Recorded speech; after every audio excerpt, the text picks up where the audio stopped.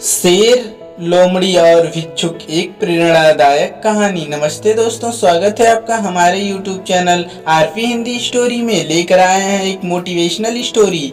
एक बौद्ध भिक्षुक भोजन बनाने के लिए जंगल से लकड़ियां चुन रहा था कि तभी उसने कुछ अनोखा देखा। कितना अजीब है! उसने बिना पैरों की लोमड़ी को देखते हुए मन ही मन सोचा, आखिर इस हालात में ये जिंदा कैसे है। उसे आश्चर्य हुआ और ऊपर से ये बिल्कुल स्वस्थ है। वह अपने ख्यालों में खोया हुआ था कि अचानक चारों तरफ अफरा तफरी मचने लगी। जंगल का राजा शेर उस तरह आ रहा था। भिक्षुक भी तेजी दिखाते हुए एक ऊंचे पेड़ पर चढ़ गया और वहीं से सब कुछ देखने लगा। शेर ने एक हिरन का शिकार किया था और उसे अपने जबड़े में दबाकर लोमड़ी की तरफ बढ़ रहा था, पर उसने लोमड़ी पर हमला नहीं किया, बल्कि उसे भी खाने के लिए मांस के कुछ टुकड़े डाल दिए। ये तो घोर आश्चर्य है। शेर लोमड़ी को मारने की बजाय उसे भोजन दे रहा है।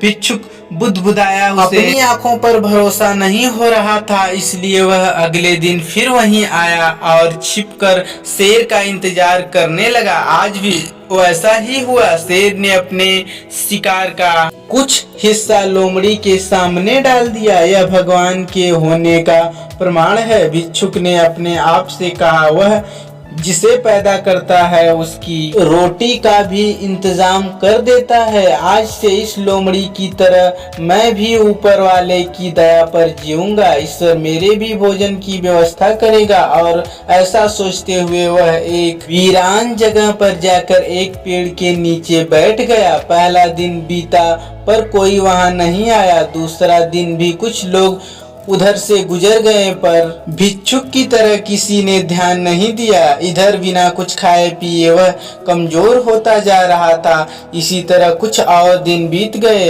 अब तो उसकी रही सही ताकत भी खत्म हो गई। वह चलने फिरने के लायक भी नहीं रहा। उसकी हालत बिल्कुल मृत व्यक्ति की तरह हो चुकी थी कि तभी एक महात्मा उधर से गुजरे और भिक्षुक के पास पहुंचे।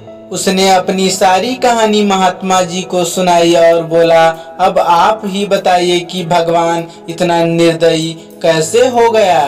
क्या किसी व्यक्ति को इस हालत में पहुंचना पाप नहीं है? बिल्कुल है, महात्मा जी ने कहा, लेकिन तुम इतना मूर्ख कैसे हो सकते हो? तुम ये क्यों नहीं समझे कि भगवान तुम्हें उसे शेर की तरह बनते देखना चाहते थे, लोमड़ी की तरह नहीं। दोस्तों, हमारे जीवन में भी ऐसा कई बार होता है कि हमें चीजें जिस तरह समझनी चाहिए उसके विपरीत समझ लेते हैं। ईश्वर ने हम सभी के अंदर कुछ न कुछ ऐसी शक्तियां दी है जो हमें महान बना सकती है।